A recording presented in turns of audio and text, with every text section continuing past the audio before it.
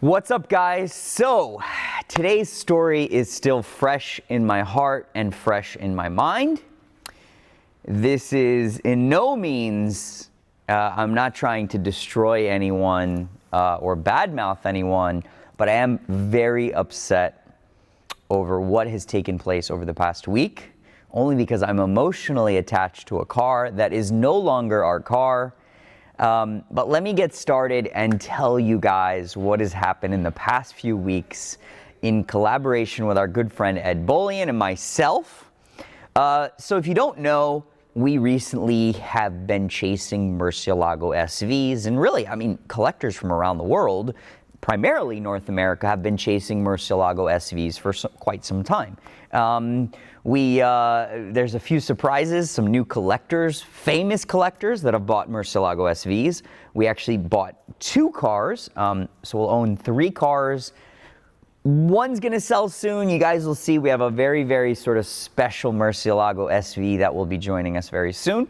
But about a week ago, 2 weeks ago, Ed Bullion sent me the listing of an ad in Europe for a US spec Murcielago SV. And when he sent me the ad, at first I was like, wow, are you sure this is a US car? And actually it was. So the market for Murcielago SVs is much different in North America than the rest of the world, just because of supply and demand. You have 44 cars that were produced for North America, whereas the rest of the world, you probably have another 150 cars. So a North American car is much more rare. And I think today, collectors in the US really appreciate manual Murcielagos, manual LP640s, and the Murcielago SV. You see Carrera GT prices going up, F40 prices, and collectors are looking at the last generation of the iconic V12 supercar from Lamborghini before Audi really redeveloped the car and it became the Aventador. But US cars, North American cars, are much more valuable than cars from Europe today. So Ed sends me this listing and he says, hey, this is a really cool car. You should think about buying this. And he starts sending me some messages. He says, hey, I've negotiated the price. And so I look into the history of the car, and it's actually very cool. It was originally delivered, I don't know if it was delivered new to Hawaii, but basically in the first couple months old, it was in Hawaii. It was a yellow car, very early production, car number 4 or 5 built. Small SV script. You could have gotten it 2 ways, so a small script on the door or a big SV logo on the rear quarter. And you could have gotten it with a big wing or small wing. This car had a big wing. And remarkably, and Ed actually expressed this to me by sending me a photo of Snoop Dogg and another rapper who I couldn't identify at first. But remarkably, it was then purchased by Timothy, a Russian rapper, famous rapper. If you guys don't know, my wife is Swedish, but she was originally born in Russia. So I know about Timothy. She actually, I think he had a reality show, like The Bachelor or something. Anyways, I know about Timothy through my wife. I know that he's a Russian rapper, he's well known, and apparently he bought this car at some point and had it repainted to blue Gauco or something like that. It's a very spectacular, bright blue color. I wouldn't call it, at first glance, it didn't look like a factory color, but it is actually a factory color, so it's a shocking color. Currently, the car wears a big SV logo and a small SV logo, which is actually incorrect. It should just wear one or the other. And the front bumper and rear bumper were actually wrong. They don't have the US side marker lights anymore. So someone either changed that or filled in the holes or something along the lines that happened. But apparently there was a rumor that the car was painted at the factory. Now there was no proof of that. And it might have just painted at a dealer. You know, people always make claims like that. But it was a 12,000 mile car that now still wore its black interior with yellow stitching because the car was originally yellow. This very cool blue color with, I wouldn't call it complete celebrity history. Maybe if you're Russian, it was very cool celebrity history.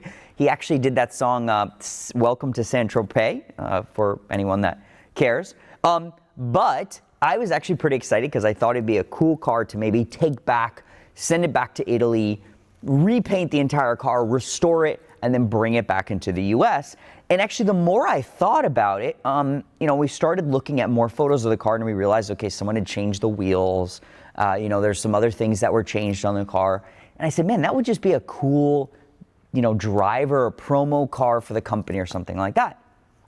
So as we were sort of chasing the car, we ended up coming to an agreement with the current owners of the car, a son and his mother, based in Luxembourg. And we basically came to an agreement to buy the car, which for European pricing was very expensive, considering what other Murcielago SVs is sold for. When you compare it to North American pricing, it wasn't, I would say it was probably a deal. But again, this was a higher mileage car. It needed to really be repainted and brought back to yellow. And the bumpers needed to be fixed, etc. And it needed wheels, which I can't even imagine how much Murcielago SV wheels would be today. Maybe 20 grand, 15 grand, who knows? I'll check eBay later.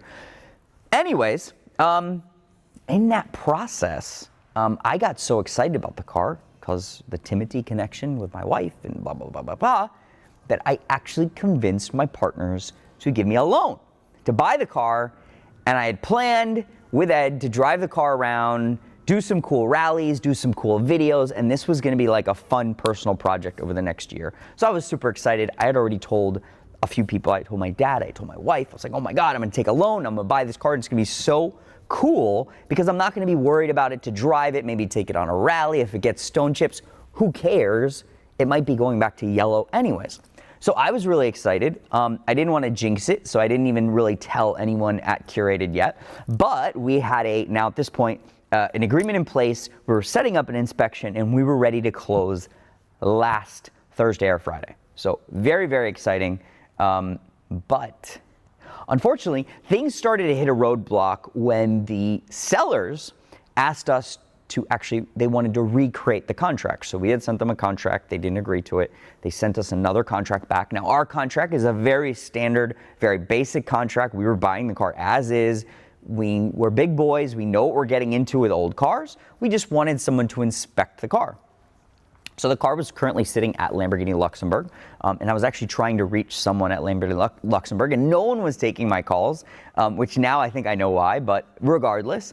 And I made the decision, and I went back and forth with Ed, and I said, do we really need an inspection? Maybe we just talk to someone on the phone, okay, if the clutch is bad, we'll change it. I don't know, we'll figure this out.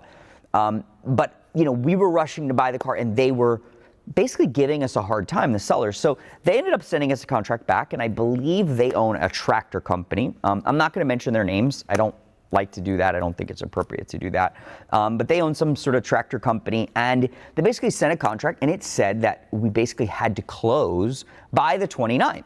And I was, okay, we can close that quick. We had gotten the contract on the 27th, so really essentially I had 2 days to close. So we get the contract. Our sales director, Nandina, she makes sure I get it signed. We get it back to them.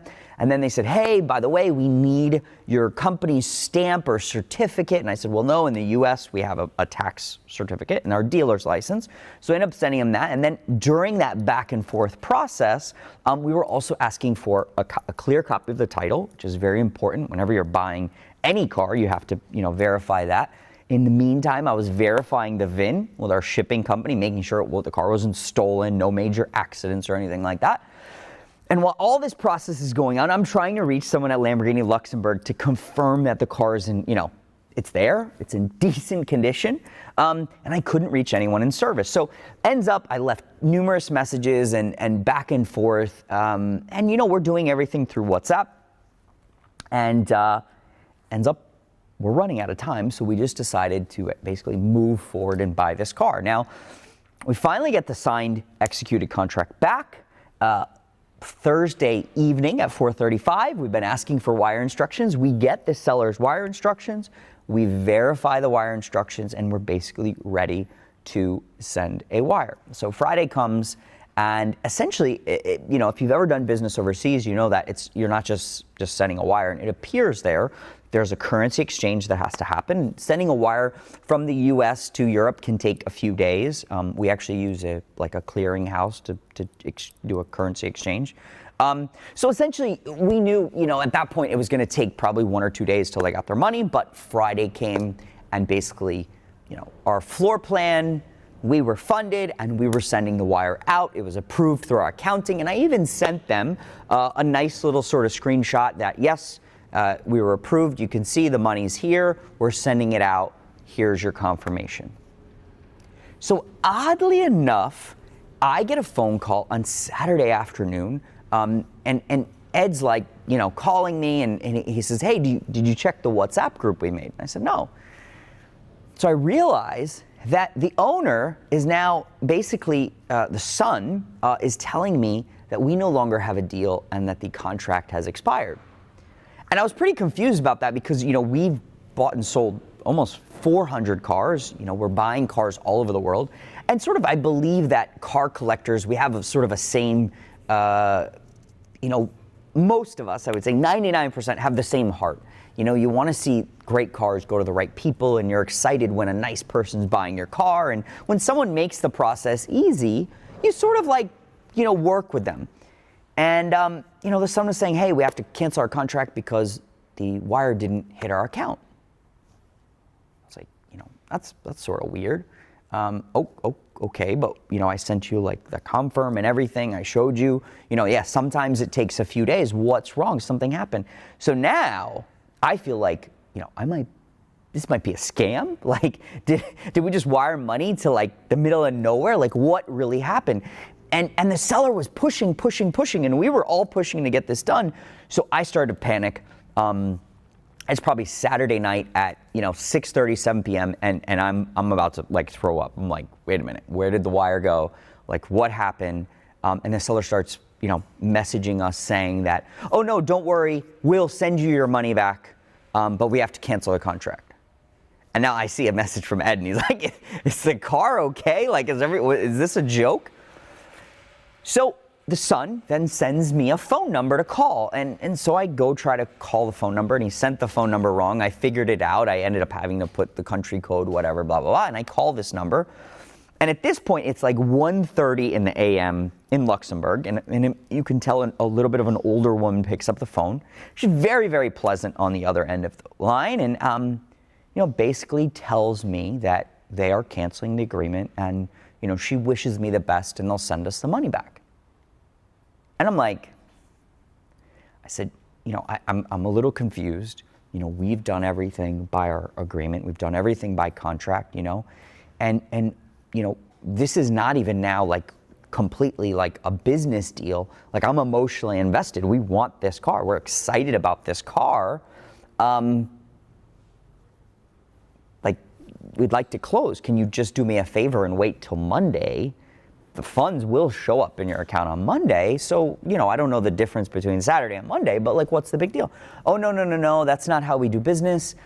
You should have called me earlier in the week. I never got a phone call from you. And, I was sort of, she was deflecting me in any way she could. I would ask a question or, say, hey, I'm so sorry that you feel this way. I don't know if you don't trust us or whatnot, but you can Google us. You can look us up. I think we're pretty sincere car guys.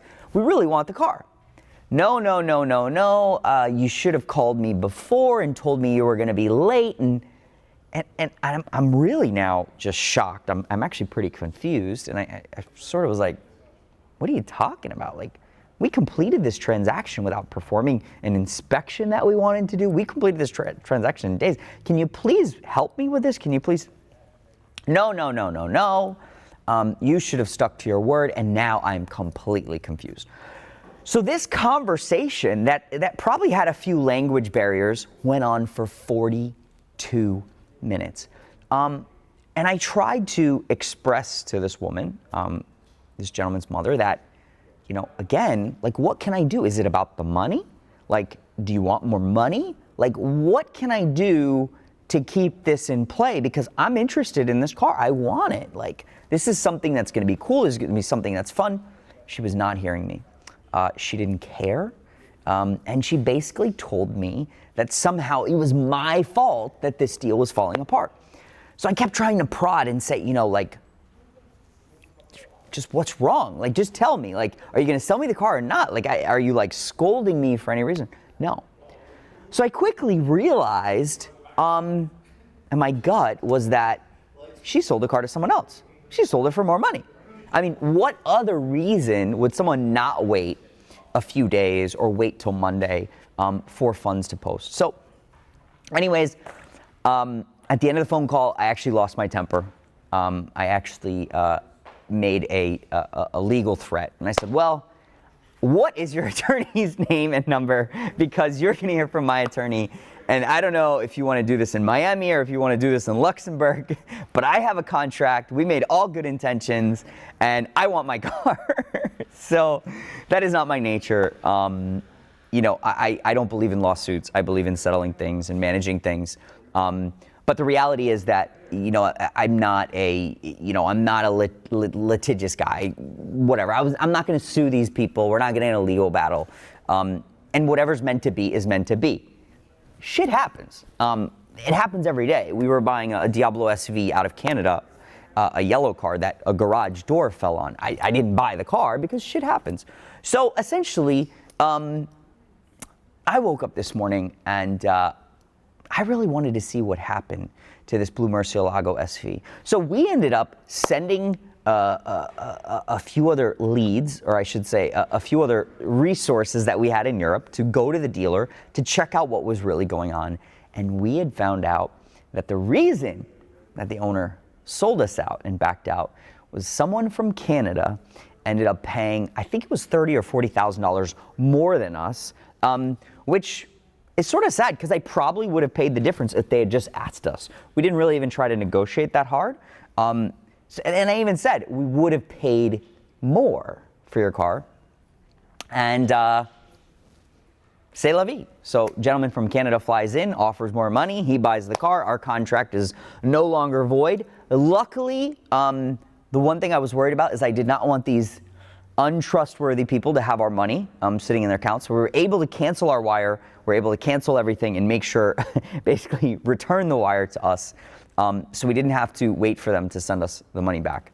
But not happy about being sold out on this Murcielago SV because it would have been a cool project to share with you guys. It would have been very fun to drive around Florida, the country with Ed Bolian and Murcielagos. It did not happen, but it is a very good lesson that everything happens for a reason. This car was not meant to be, and I hope that the new owner in Canada enjoys his car. If he does want to sell it, please reach out to us. I don't know if we'll pay you a big profit, but I don't know. It would be fun to finally end up with that car. Anyways, congratulations to him and to the former owners. I wish you guys the best.